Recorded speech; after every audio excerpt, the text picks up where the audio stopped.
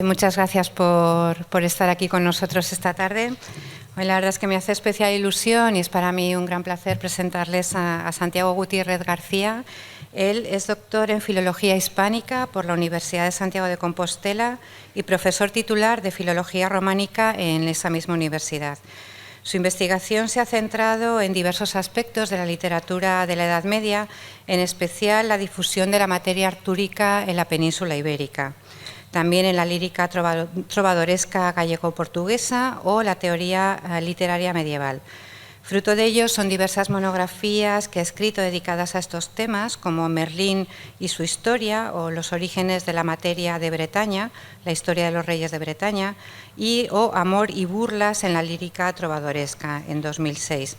Ha publicado muchos artículos en revistas especializadas, entre ellas la Revista de Filología Española, la Revista de Poética Medieval, The Romanic Review o Cultura Neolatina. Desde 2013 imparte la asignatura Literatura y Arte en el Mundo Antiguo y Medieval dentro del grado de Historia del Arte de su universidad, en la que analiza desde un punto de vista teórico la relación entre la imagen y la palabra durante la antigüedad y los siglos medios. Y hoy les va a hablar de la mímesis y representación en la cultura medieval entre la palabra y la imagen. Y ya sin más presentación, le cedo la palabra a Santiago. Bienvenido al Museo del Prado y muchas gracias por haber aceptado la invitación esta tarde. Gracias.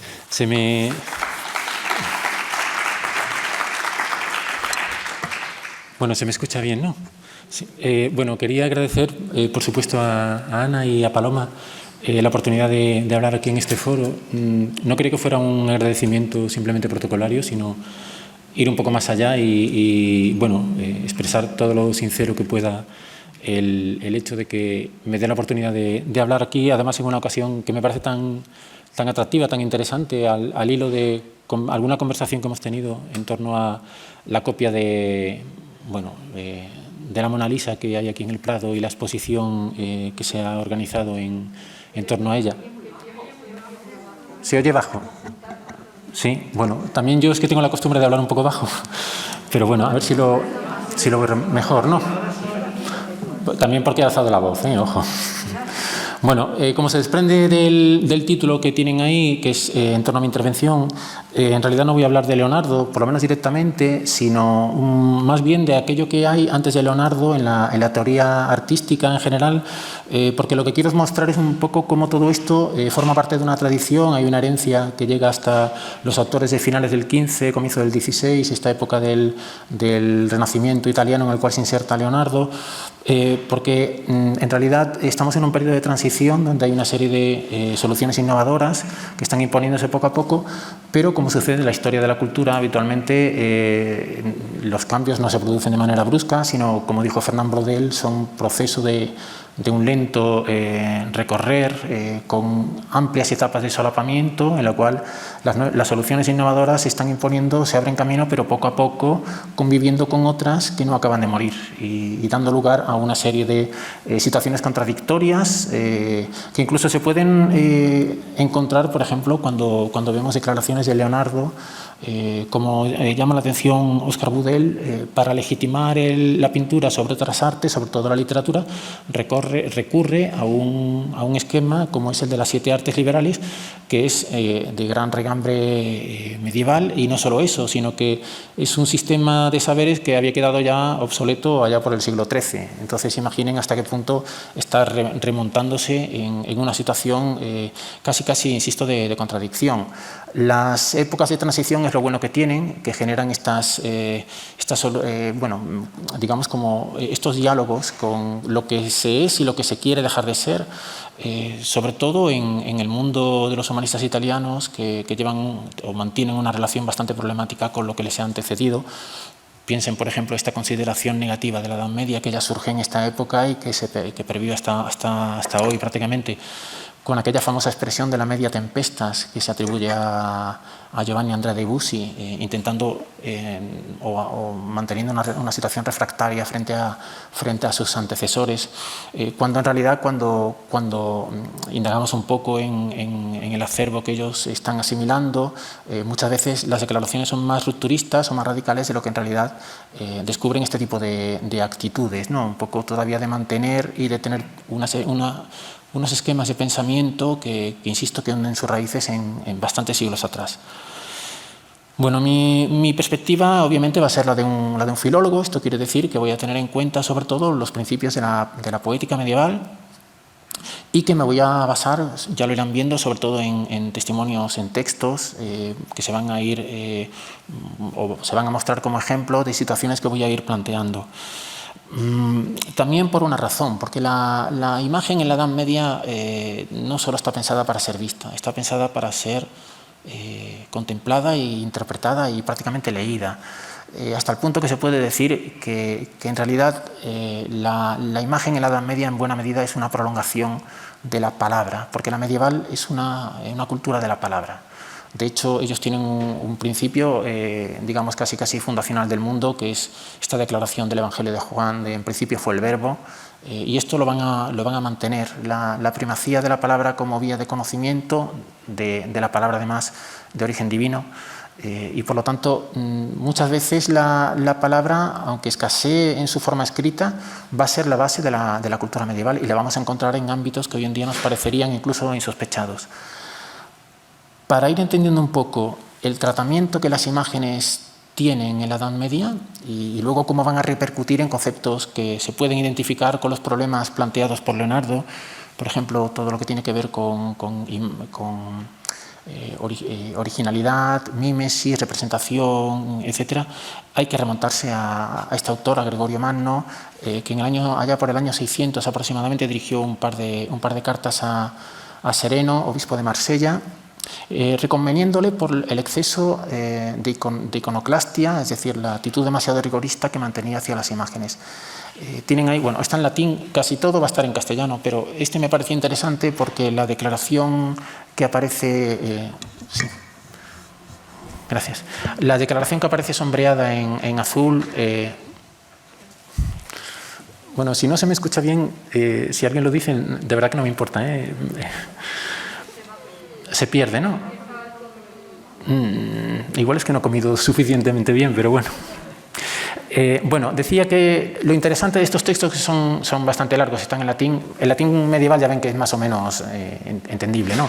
Lo interesante está en esa zona sombreada, sobre todo en el segundo texto que tienen aquí abajo, esta expresión, in ipsa legum quilitra nescium, porque lo que está diciendo es que no hay que destruir las imágenes porque tienen un valor didáctico, pueden servir como texto para los ignorantes, que en ellos pueden leer como si fueran libros lo que los letrados pueden ver en libros, ellos lo pueden leer en las imágenes. Hay algún otro comentario también muy interesante de Gregorio, donde advierte contra la tentación de quedarse atrapado en el encanto de las imágenes, las figuras, bueno, más que las figuras, los colores, que es lo que más les atrae de las imágenes, en su uso exterior, digamos, sin entrar a valorar el contenido.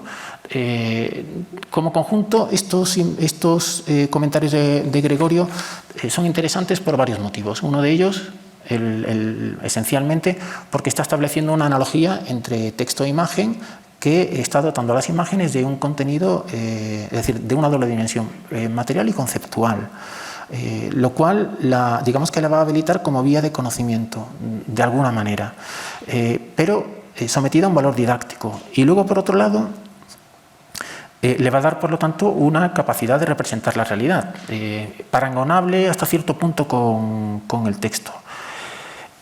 Además, la advertencia que suponía el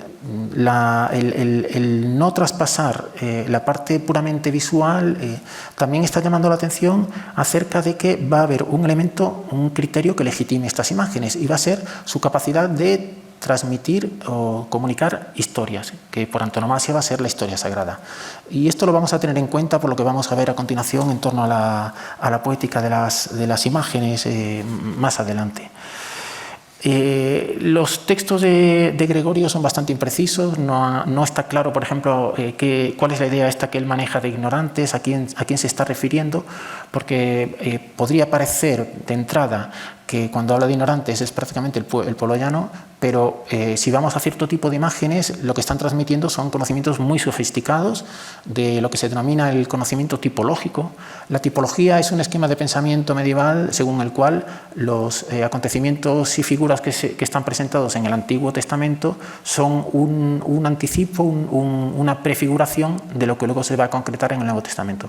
Con lo cual hay que estar muy avezado en las artes de la exégesis para interpretar imágenes como esta que tienen aquí, las famosas ventanas tipológicas de la abadía de Saint-Denis. Bueno, en Chartres también se encuentran ventanas de este tipo. Las estudió Madeleine Cabines y la verdad demuestra que la idea de ignorante para Gregorio es un poco ambigua. En realidad, insisto, la crítica no se pone de acuerdo cuál es el concepto que él maneja.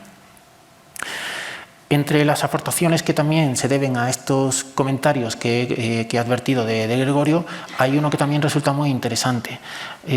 Frente a los padres de la Iglesia griega, como Nilo, Basilio, Gregorio de Nisa, que hacían la comparación casi tópica de pintura poesis, es decir, que la pintura y la imagen más o menos pueden caminar juntas, pero la palabra, sobre todo oral, para estos autores, Gregorio lo que está pensando es en textos, en la palabra escrita.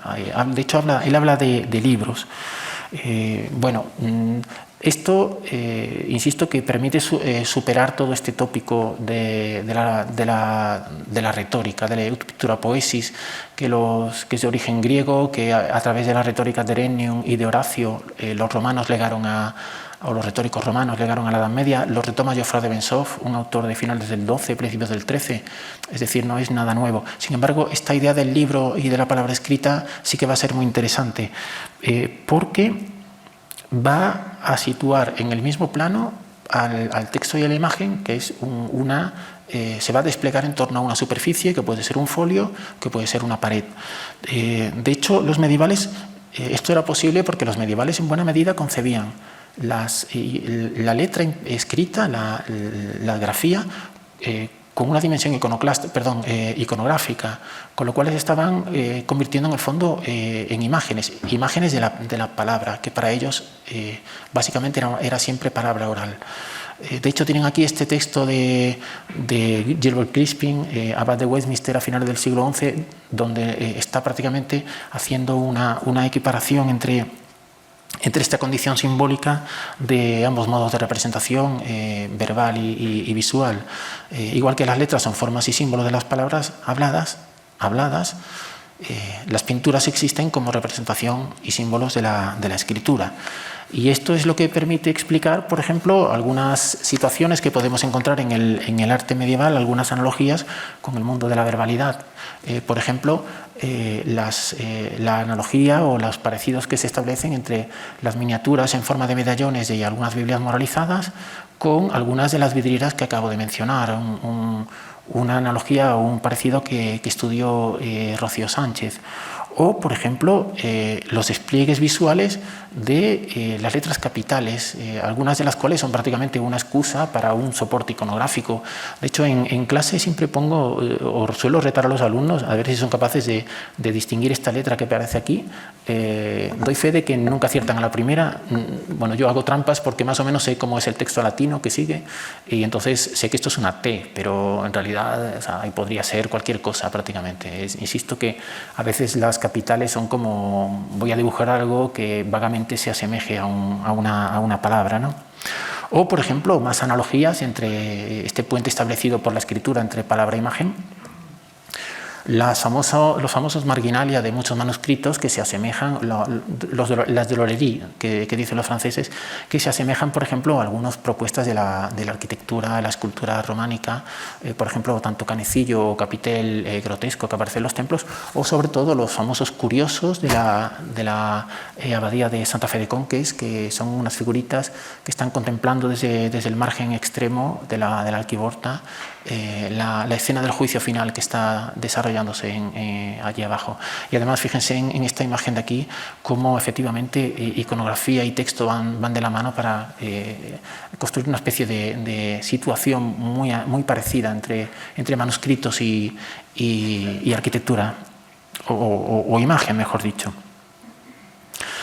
Los ejemplos anteriores muestran, por lo tanto, hasta qué punto la palabra y la imagen forman un único entramado sígnico sometido a las mismas reglas de descodificación, en el que se atribuía a la imagen un componente lingüístico, porque en realidad esta última, la imagen, era, como dije al comienzo, prácticamente una prolongación de la palabra, es decir, era un mensaje verbal por otros medios. Y por lo tanto la teoría compositiva va a tener de la imagen, la representación de la realidad a través de la iconografía, va a tener en cuenta esta condición de un código sígnico, pero con las complejidades y las convenciones propias del mensaje verbal. Por ejemplo, cuando se va a los libros carolinos, que a finales del siglo VIII compuso Ataulfo de Orleans, como respuesta a los excesos iconodúlicos del Segundo Concilio de Nicea en 787, se pueden encontrar, por ejemplo, pues algunas de las condiciones que acabo de mencionar. Tienen ahí el primero de los textos de esta imagen, donde se muestra, siguiendo la línea de Gregorio Magno, cómo las pinturas extraen su valor simplemente de su capacidad de narrar hechos, es decir, que en el fondo lo que se está es apelando a la didáctica y al valor mnemotécnico de la imagen. Pero ya antes, el propio Concilio de Nicea, que mencioné hace un momento, está estableciendo un precepto bastante interesante. En la medida en que las imágenes se legitiman justo por este criterio, está redefiniendo el papel que va a tener el artista en su configuración. De hecho, los padres del concilio están diciendo que si las imágenes se atenían a la recreación de la historia sagrada, los temas que iban a representar estarían determinados no por el artista, sino por los padres de la Iglesia. El pintor, por lo tanto, actuaba simplemente como un intérprete de lo que ellos decían. Era un artesano cuya labor se adscribía al ámbito de las artes mecánicas, pero su labor no añadía significado, no añadía contenido, digamos, a la representación. La imagen, por lo tanto, era relevante más por lo que comunicaba que por cómo comunicaba. La forma no interesaba tanto como el contenido, es decir, importaba poco cómo se representaba, bastaba con que se transmitiese un conocimiento a través de ella. Por lo tanto, la imagen tenía libertad para que, desde el punto de vista formal, se hiciese totalmente convencional. No tenía por qué mantener una fidelidad, una singularidad respecto a un modelo tomado del natural. Y de este modo iba a funcionar como un código básicamente lingüístico. Van a haber una serie de sistemas de signos que permita la identificación de esas imágenes, como lo que en lingüística se llaman los semas, que se va a hacer convencional y va a facilitar el reconocimiento. Por ejemplo, pues la llave de San Pedro, la sonrisa de Daniel, la calvicie de San Pablo. La indiferencia frente a las imágenes y sus formas en realidad no era novedosa en esta época, en la época de los carolingios o del Concilio de Nicea. Remontaba a la teoría agustiniana del signo, del cual tienen ahí un pasaje interesante, bastante clave para lo que estamos exponiendo, porque Agustín reconocía que existía una tendencia a que hubiera una semejanza entre el signo y el objeto significado. Y aunque el propio Agustín reconocía que la imagen como signo natural facilitaba esa identificación, que prácticamente el receptor o el que recibía el signo la estaba buscando, la imagen era lo bastante ambigua como para que esos signos no fueran fiables. Y Agustín dice, la función de un signo es que sea eficaz, es decir, que sea estable y que permita la transmisión de conocimiento, es decir, su reconocimiento y hasta qué punto ese signo es capaz de transmitir un significado preciso. Como la imagen es ambigua, lo que Agustín dice es mejor que renuncie a su condición de signo natural y adopte un sistema convencional en la significación, de tal manera que lo que debería es apartarse de esa condición natural y hacerse convencional. Con lo cual, como ven, está hasta cierto punto ofreciendo un apoyo a lo que luego va a ser esta teoría de la representación que acabamos de ver mencionada en los libros carolinos y en el Concilio de Orleans. El propio Teodulfo de Orleans mostraba hasta qué punto había una limitación en esta capacidad de las imágenes, incluso cuando se hacían convencionales en sus rasgos, para transmitir con fiabilidad un conocimiento. Planteaba el caso de un fiel que se encontraba ante dos imágenes prácticamente iguales, una, como ven ahí, de Venus y otra de María. Es decir, atención al riesgo a caer o bien en la latría o en la idolatría. ¿Cuál es la solución que se plantea? Pues obviamente el recurso a la palabra que sale al rescate de la imagen y establece una diferencia no solo bastante clara, sino además crucial para lo que nos interesa, ¿no?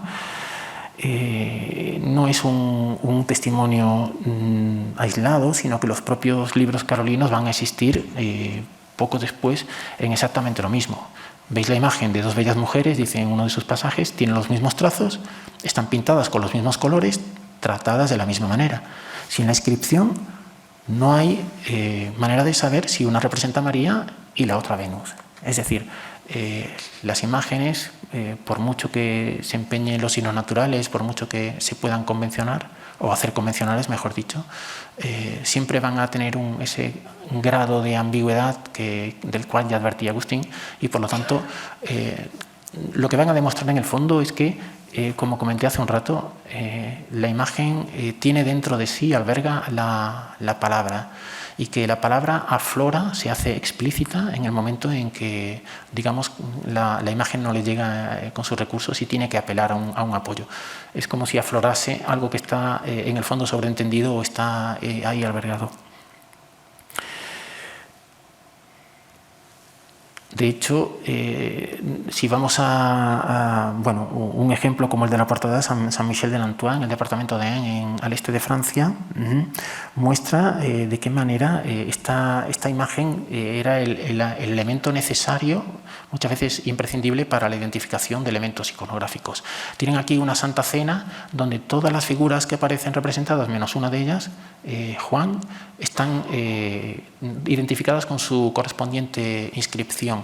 ¿Y por qué Juan no lo está? Pues porque de todos los comensales es el que adopta un gesto característico, que es el de inclinarse sobre, está ahí en el centro de la imagen, inclinarse sobre Jesucristo para preguntarle cuál de los discípulos es el que lo traicionará. Basándose justamente en un apoyo textual que aparece en el Evangelio correspondiente. Con lo cual, como era un pasaje muy conocido y era una actitud muy conocida, convertida en motivo, en realidad el artista que representó el tímpano no sintió la necesidad de ponerle justamente a él el marbete que lo iba a caracterizar. No obstante, ciertos contextos incorporaba la palabra cuando ésta incluso no era necesaria. Por ejemplo, en lugares donde no se esperaba que la letra fuera leída, o incluso cuando los códigos iconográficos estaban perfectamente asentados. De ahí que tengamos ejemplos como este de Daniel, con su característica sonrisa, y sin embargo acompañado con un rótulo o una cartela donde la imagen una vez más vuelve a aflorar del interior de la representación visual. En este caso no está muy claro por qué se ponía. La crítica apunta a que, por ejemplo, obligaba a una contemplación más detenida de la representación iconográfica, es decir, asimilando la contemplación de lo visual a la lectura de textos y facilitando, por lo tanto, esta idea de interpretación. A mí me recuerda un poco a esta idea de la lectura pausada que se usaba en los monasterios, la ruminatio, que permitía la meditación en torno a la palabra, ¿no? O simplemente porque añadía un criterio, un valor carismático que en el fondo no hacía sino corroborar esta idea de que la imagen estaba siempre apoyándose en un código detrás, como era el verbal. De todas formas, conviene tener presente que, a pesar de, por ejemplo, el caso que acabo de poner de la iglesia de San Michel de Nantua, muchas veces la deuda o el parentesco entre imágenes y palabras no se lleva a cabo de imagen a texto concreto. Las fuentes habitualmente son más bien imprecisas, están remitiendo a una idea textual muy vaga, muy genérica, muchas veces ni siquiera un texto que fuera escrito, sino a un conocimiento más o menos general o generalista de la cultura, o provisto por historias o por la cultura escrita. Esta idea de enciclopedia que mencionaba, por ejemplo, Umberto Eco, de un cierto conocimiento bastante impreciso de una cultura general. No, insisto que esta idea de buscar detrás de cada imagen el referente textual concreto no suele funcionar. Esta relación abstracta, en realidad lo que está es remitiendo a la idea del texto en la Edad Media, que frente a la idea que tenemos nosotros de este componente lingüístico escrito, con soporte impreso, perfectamente delimitado y clasificado, en la Edad Media no tenía vigencia. Los medievales, insisto, eran muchas veces ágrafos y la idea de palabra que tenían era mucho más imprecisa, casi evanescente, frente a la que tenemos nosotros. Ellos se manejan más que por texto, muchas veces por el concepto de discurso. Pero esto revela, y todo lo que he ido exponiendo hasta ahora, revela la necesidad de apelar a los principios de la poética medieval para entender un poco que en realidad cuáles son los orígenes de esta manera de representar la iconografía y el arte en los siglos medios. Algunos de los principios de la poética medieval aparecen aquí expuestos, por lo menos algunos que nos interesan, y llamo la atención también por estos dos autores que voy a retomar, sobre todo el primero de ellos, Paul Suntor, del cual diré algo más adelante. Bueno, estas características lo que están describiendo o están mostrando es una idea o una cultura donde la escritura era importante, la palabra era importante y la escritura lo era porque era valiosa, a pesar de lo cual la escritura no se va a librar de un alto grado de inestabilidad. Los textos se copiaban en la Edad Media una y otra vez, con la introducción de variantes que a veces eran involuntarias, pero muchas veces eran queridas, eran voluntarias, porque el texto se concebía como una concreción posible, pero una más de un discurso ideal que muchas veces no se exponía en su completitud, no estaba completo, sino que se exponía de una manera posible entre otras muchas. Por eso los medievales estaban continuamente escribiendo sobre los mismos temas. La historia de Troya, reescrita una y mil veces, la historia del rey Arturo, otras tantas, etcétera, etcétera.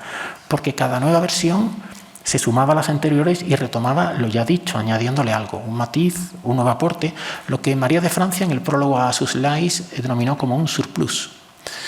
Y de la misma manera los textos se podían dividir, se despiezaban, se jugaba con ellos como si fuera un mecano, se desgajaban y se reunían con otros de otras obras en códices que muchas veces nosotros denominamos misceláneos, pero que en realidad para un medieval tenían mucho sentido, porque se agrupaban los textos en torno a un concepto que les daba coherencia, un principio organizador de base sobre todo conceptual.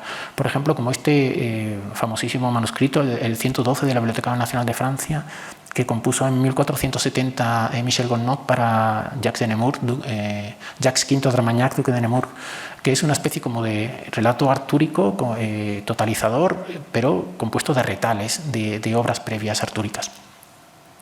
O, por ejemplo, el manuscrito 143 de la Fundación Bodmer, donde, para más asombro, se están mezclando textos artúricos con textos propios de la espiritualidad, de la exégesis. Y como ven, las composiciones llegan a ser muy complejas en este descomponer textual. Es como jugar un poco al Tetris, pero con textos. Pero insisto, lo importante, más que lo que se escribe, son las ideas que se están vehiculando y reconfigurando continuamente. Porque un escriba, como decía Elspeth Kennedy en uno de los hitos que tenían en el esquema anterior, podía funcionar como un editor. En realidad el dueño del texto no era nunca el autor, que era un concepto que era muy impreciso, se desvanecía en cuanto el texto circulaba. Porque un autor, además, podía apropiarse de textos que no los había concebido él. Es decir, podía, por ejemplo, quien hiciera un códice de este tipo, se podía considerar autor o relaborador, podía añadir a una obra propia. Alfonso X, por ejemplo, al componer su historiografía, él confiesa, esto lo tomo de Pedro Coméstor, esto lo tomo de Flavio Josefo, sin ningún pudor. Porque el concepto de autor, de autoría, de originalidad, de mímesis, etcétera, como ven, son realidades muy complejas, muy fluctuantes en la Edad Media, Buenaventura, por ejemplo, estableció 4 grados de intervención textual. No habla de autoría, habla de 4 grados de intervención según la profundidad sobre la cual se operase en el texto. Scriptor, que en realidad no es el escritor, es el escriba, compilator, commentator y el autor. Y aquí viene lo interesante. Qui scribit et sua ed aliena sed sua tanquam principalia. Es decir, escribe lo suyo y lo ajeno, solo que lo suyo debe ser lo principal, pero está abriendo la puerta a que un autor pueda meter textos de otro que no le pertenece. Esto, por ejemplo, permite entender que, por ejemplo, Juan Ruiz, en su libro del Arcipreste, invite a cualquiera que se vea capaz a añadir, a cambiar lo que quiere y que el libro vaya circulando y cada uno pueda añadir si le apetece. La clave para este panorama tan inestable se encuentra en las doctrinas sobre el proceso compositivo que ofrecen los tratados poéticos contemporáneos, sobre todo en aquella parte que tiene que ver con la inventio, con la primera fase de la composición, cuando se concibe un texto, una obra. La idea de inventio hay que entenderla no como una creación, sino como un hallazgo, del latín invenire, llegar a, es decir, encontrar, porque en realidad los medievales concebían que toda obra en realidad era reelaboración de una previa en una cadena que al final llegaba o nos conducía hasta el último creador por antonomasia, que es Dios, con lo cual abría la puerta a que en realidad todo autor estuviese reelaborando algo ya previo, es decir, desvirtuaba de alguna manera el concepto de creatividad, o mejor dicho, el concepto de originalidad. De acuerdo con estos tratados, las fases de la inventio son básicamente 3, 2 operaciones mentales que ven ahí y una verbal. Se empezaba por la conceptio, que era que a través de la imaginación se encontraba la idea en bruto, el primer fogonazo conceptual, que se denominaba arquetipo o tema. Esta idea daba lugar en una segunda fase al perfilado de conceptos, todavía en una fase mental, a través de un repertorio de tópicos como ese que tienen ahí de la Rota Virgili, donde se suministraban una serie de pautas orientativas para hacer coherente la construcción de ese texto. Todavía, insisto, en fase mental.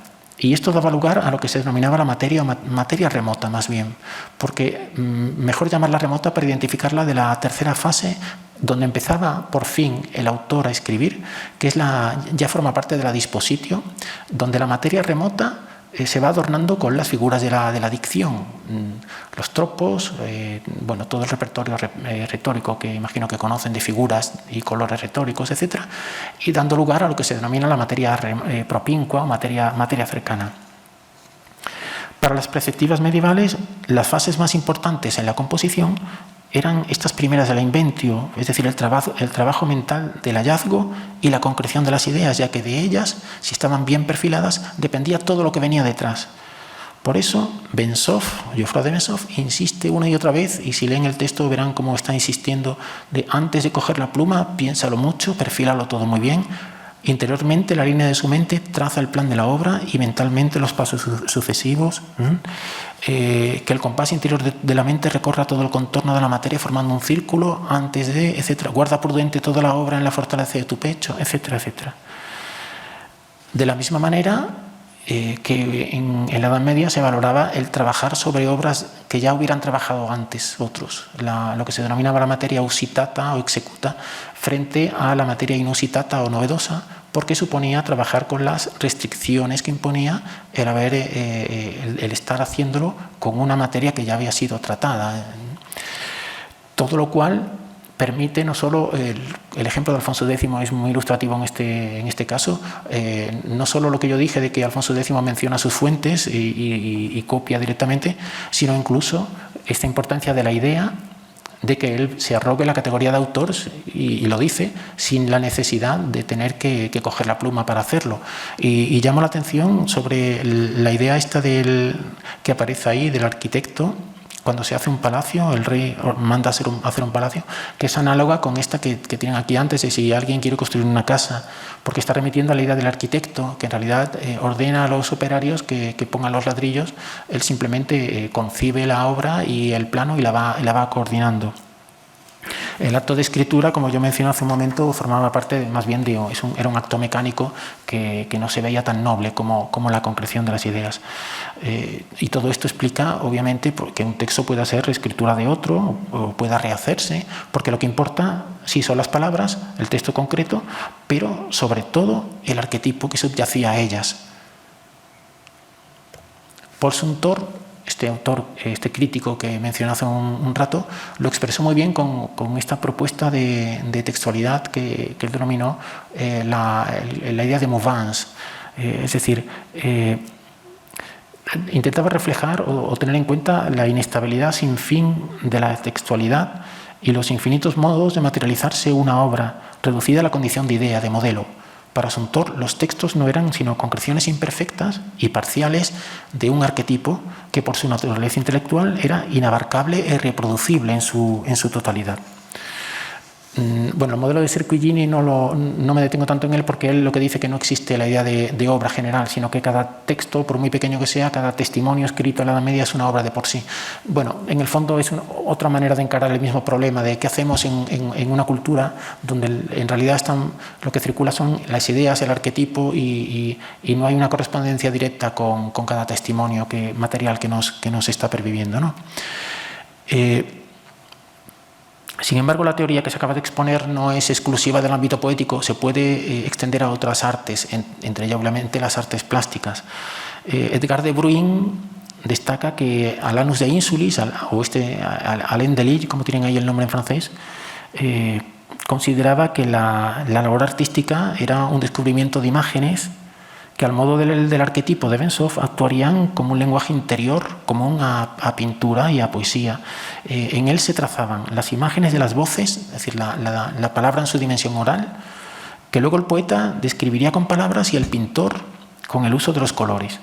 Esta concepción del proceso creador no sería exclusiva del ámbito artístico, sino que ahí lo tienen, por ejemplo, en otra obra de Alain Delille, de Plancton Naturé, donde la naturaleza, antes de dirigir la palabra al protagonista, ha formado o está formando en la mente de quien la oye las imágenes arquetípicas.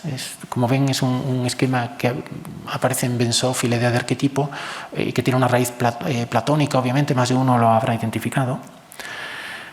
De todas formas, este punto en común que tienen imagen y palabra no solo se da en este nivel conceptual del hallazgo de un arquetipo, sino que también se puede extrapolar a la relación que el arquetipo mantiene con cada uno de sus testimonios individuales.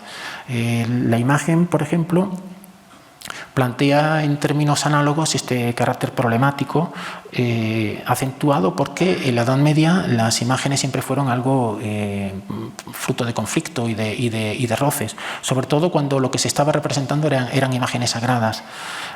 Por ejemplo, se planteaban un problema como ante la proliferación de imágenes sagradas de crucificados o de las imágenes de María, ¿cuál de ellas tenía más santidad? Si todas por igual o unas más que otras. Por ejemplo, aquellas más milagrosas o los famosos agiropoyeta, es decir, las imágenes que se creaban sin intervención divina, se creaban por un puro prodigio.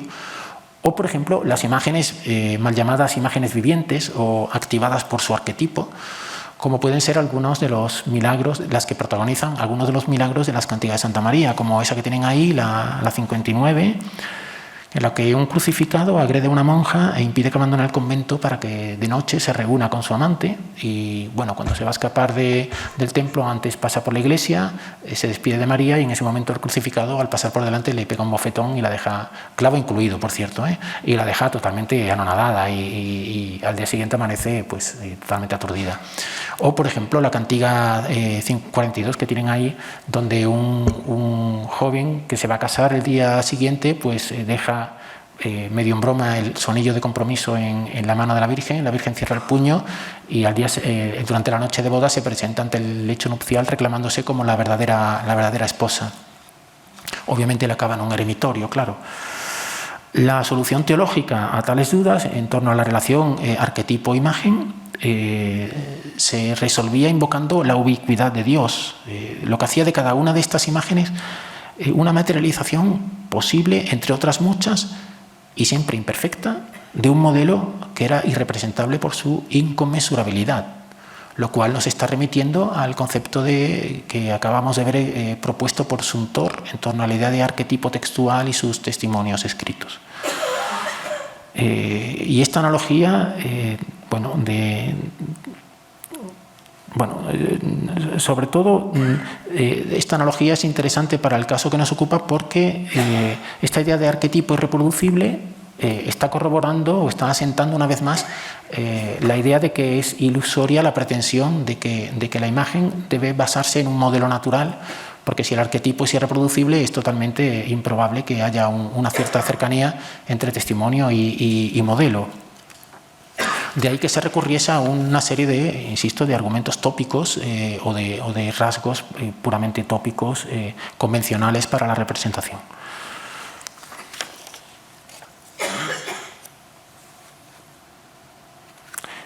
La conexión que debía haber entre arquetipo y testimonio no era de semejanza física, era puramente conceptual. Era lo que estaba proponiendo la doctrina del tránsito. Es decir, que la contemplación de una imagen permitía el acceso a las verdades divinas, las verdades reveladas, que lo visible podía servir para acceder a un nivel conceptual, espiritual, en el caso de las imágenes sagradas, como decía San Pablo, per visibilia ad invisibilia. El arquetipo es irreproducible, pero sí que es perceptible a través de esta contemplación casi mística. Una propuesta que en el siglo XII va a perfeccionar Richard de Saint Victor en estos 4 grados de contemplación o de visión, que recuerdan mucho, por cierto, los 4 niveles de interpretación textual que se estaban elaborando o que se habían elaborado en la tradición exegética. De estos 4 niveles, 2 de ellos eran puramente espirituales y permitían el conocimiento del símbolo y de la experiencia mística de la analogía, es decir, la contemplación de los arquetipos sagrados sin que hubiera una interposición de elementos visibles, materiales, por lo tanto. Esta relación de corte platónico entre arquetipo y testimonio concreto, yo comenté, se da en el texto, se da en las artes plásticas, pero se pueden encontrar en muchos aspectos de la cultura medieval. Por ejemplo, en la arquitectura. Richard Krautheimer estudió la relación que existía entre la iglesia del Santo Sepulcro de Jerusalén y sus correspondientes, sus copias esparcidas por todo el occidente cristiano, y lo que llegó a la conclusión es que en realidad no existe la voluntad de una reproducción fiel, tampoco se está buscando la reproducción de rasgos arquitectónicos identificables, sino que los arquitectos que copian, lo que están copiando son conceptos. Por ejemplo, formas geométricas básicas, el cuadrado, el círculo, o, por ejemplo, números simbólicos, el 8, el 12, que corresponden a la distribución de pilares y columnas del Templo de Jerusalén. Y una conclusión aún más interesante es que muchas veces ni siquiera los rasgos materiales, arquitectónicos, establecen la filiación entre el prototipo de Jerusalén y sus copias. Lo que la establece es la imposición de un nombre, de nuevo la palabra aquí detrás, a través de la advocación de la iglesia, del templo. Basta que un templo se advoque o se ponga bajo la advocación del Santo Sepulcro para que en ese momento se establezca una relación que no es, insisto, literal, figurada, sino que es puramente conceptual. Bueno, las reflexiones expuestas hasta aquí están esbozando una teoría de la creación artística que, como hemos visto, consideraba el signo un sistema de pensamiento simbólico propio de un pensamiento platónico de raíz agustiniana. Pero esto no funciona tanto en la época del gótico, donde va a dar lugar a toda una estética del naturalismo que se puede ver en el contraste que se establece entre los 2 Cristos de la Catedral de Orense, el Cristo románico de los Desamparados y el Santo Cristo, donde, como ven, la estética ha cambiado mucho. Es muy cuestionado este concepto del naturalismo gótico. No me quiero detener mucho en él por falta de tiempo, pero en realidad muchas veces lo que se nos presenta como algo natural no lo es. Por ejemplo, tienen aquí el León de Villardón-Necourt que dice lo tomé del vivo, y en realidad lo que está haciendo es una transposición a base de figuras geométricas. Pero sí es verdad que en esta época del gótico hay una serie de transformaciones que cambian la manera de ver el mundo y de representarlo. Algunas de raíz puramente científica o tienen una base en un cambio científico. Por ejemplo, en las teorías de la óptica y de la visión, donde la antigua visión altomedieval de la extravisión, es decir, que la visión se producía porque un rayo emanaba del ojo y impactaba en el objeto, dando una visión puramente espiritualizada y parcial del objeto, es decir, un conocimiento muy imperfecto, a través de los textos árabes, sobre todo de Alhacén, que trae las teorías aristotélicas a Occidente, no entro mucho en profundizar en ello, se cambia por la teoría de la intromisión, es decir, que el ojo recibe un impacto que proviene del objeto y que por lo tanto permite el conocimiento de la esencia de los objetos en sí y del mundo natural. Esto permitió que la concepción simbólica del mundo se convirtiera en un interés por el mundo natural. La teoría de origen agustiniano se deshace, es decir, el símbolo que establece una relación necesaria entre el objeto y el signo, bueno, llega un momento que se concluye que la relación significante y significado es puramente arbitraria y que por lo tanto lo que hace falta no es conocer, como hacía Isidoro de Sevilla, las palabras para llegar a la esencia de los objetos, sino que hay que conocer el objeto en sí porque la palabra es puramente una arbitrariedad. Y esto va a dar lugar a la ruptura del antiguo sistema epistemológico de la Alta Edad Media. El sistema de artes liberales, por ejemplo, salta en pedazos. Surgen disciplinas nuevas. La imagen camina por un lado y se aparta de la palabra. Y la palabra se va a reforzar con otros recursos. Por ejemplo, la palabra va a ganar estabilidad. Se va a hacer mucho más estable. Y las obras literarias van a buscar esta estabilidad con sistemas como este tan sofisticado de la Divina Comedia, jugando con el número 3, donde es muy difícil alterar, es una estructura tan cerrada que es difícil alterarlo con nuevos versos. O, por ejemplo, Boccaccio con el Decameron, cuando establece también una estructura cerrada de cuentos, jugando con la numerología, el número 100, y el número 10, donde es prácticamente, si metes algo nuevo, rompes la estructura.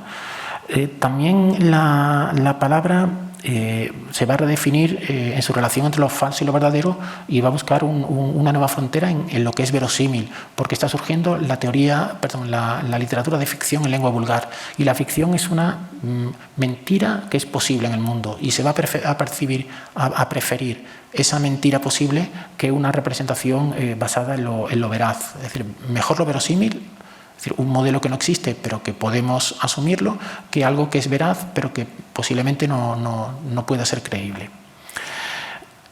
La estabilidad de los textos también se percibe, por ejemplo, en el desarrollo de un sistema paratextual, por ejemplo, como sucede en este manuscrito que ya hemos visto, el 112, donde aparecen prólogos, epílogos, rúbricas, etcétera, para darle una cohesión al texto.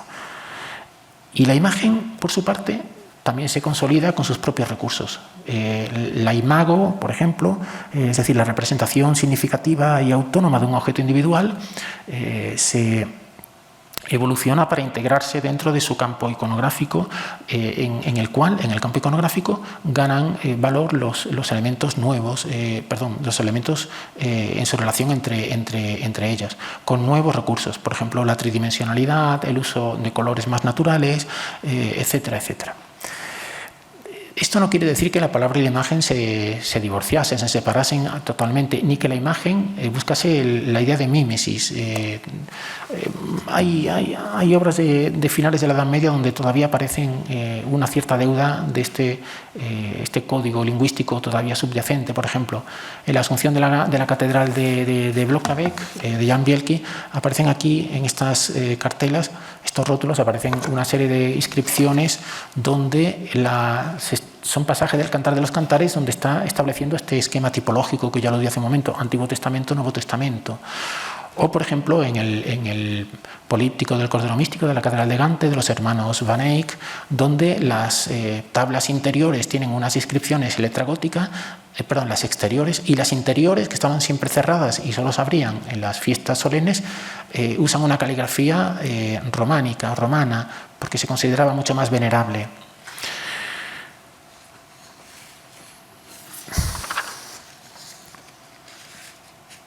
La autonomía de la palabra, de la imagen, perdón, lo que va a buscar es sobre todo el desarrollo de sus propios recursos como representativos, como pura imagen, y sobre todo va a buscar un margen para la autorreflexión de su propia condición representativa, es decir, hasta qué punto la imagen es capaz de representar lo natural o hasta qué punto esa representación que estamos viendo marca una distancia y es en el fondo una manera, digamos, diferida de representar el mundo.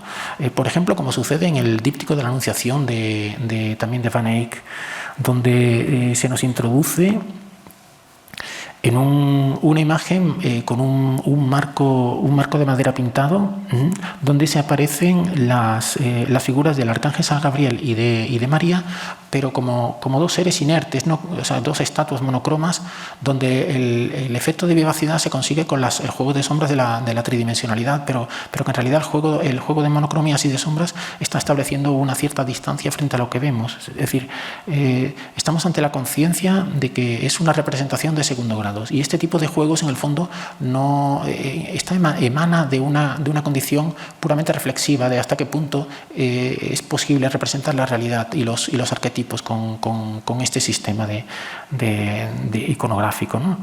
Revela, por lo tanto, el interés de los artistas de la época por la relación de las obras con la realidad y por la posibilidad de que éstas tomasen como modelo la naturaleza, es decir, por el concepto de mímesis, la tensión que éstas establecían dentro del pensamiento aristotélico entre imitación y creación.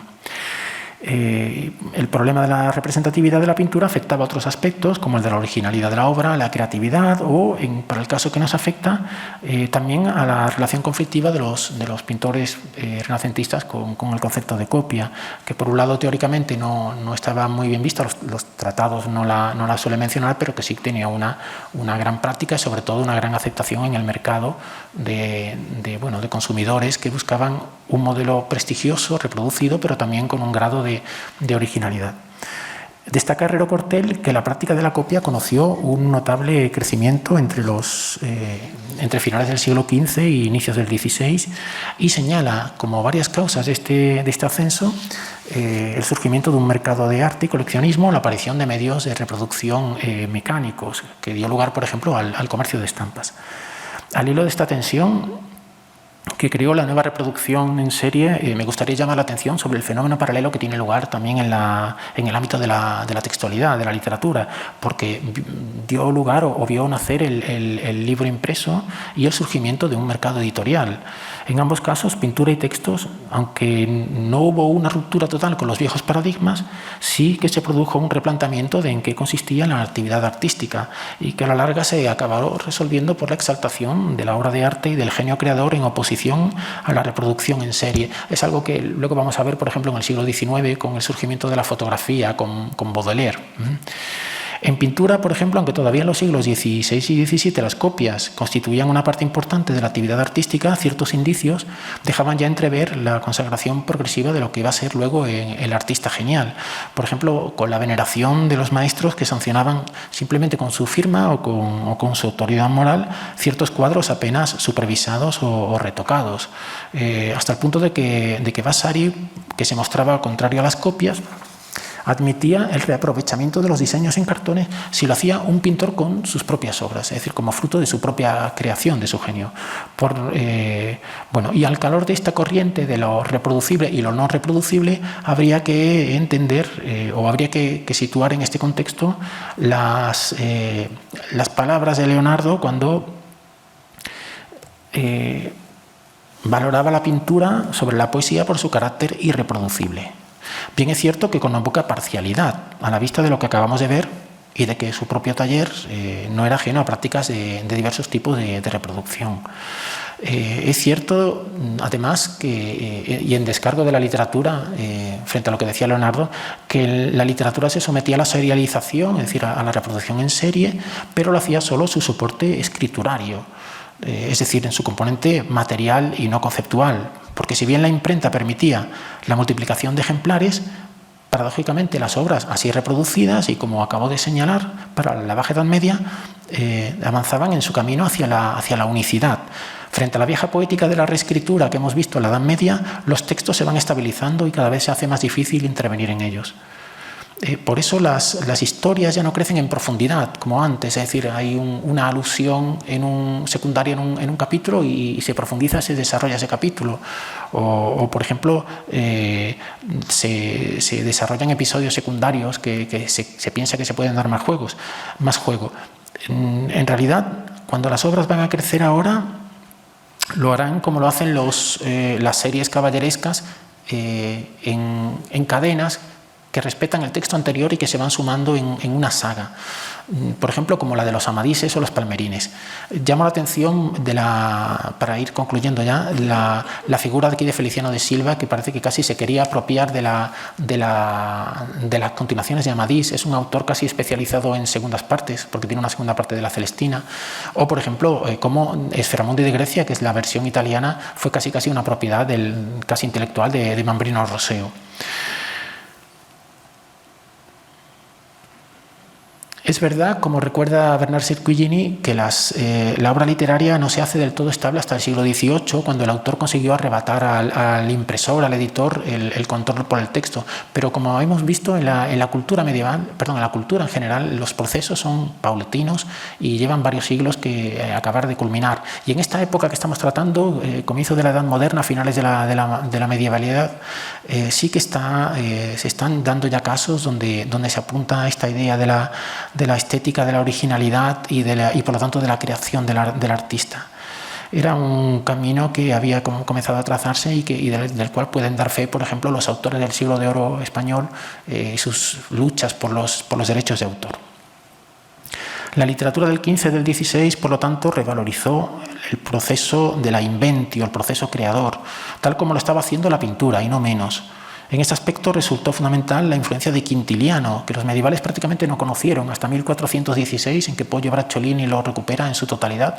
Lo que conocían prácticamente era la parte moral de las instituciones oratorias. Quintiliano valoraba la inventio por encima de la elocutio, pero a diferencia de lo que sucedía en la Edad Media, pensemos en Alfonso X y sus declaraciones, ahora el artista no solo debía intervenir en la concepción del arquetipo, tenía además que demostrar su maestría en la ejecución durante la escritura, de la misma forma que el pintor hacía patente su saber diseñando prototipos y modelos, pero también pincel en mano ejecutando la obra. El poeta, pues, debía tener dominio de la escritura, pero también debía poseer una formación sólida que garantizase el hallazgo de materias y su buen tratamiento. Es decir, debía reunir creatividad y técnica, adquirida esta segunda por medio del aprendizaje. Y el mejor método para esto último era la imitación de modelos. Claro que se trataba de una imitación, en el caso textual, no entendida como una repetición, sino como emulación que dejase margen para la expresión de la propia personalidad artística. Obviamente una repetición en literatura es un plagio directamente, con lo cual toda copia tiene que tener un margen de propia creatividad.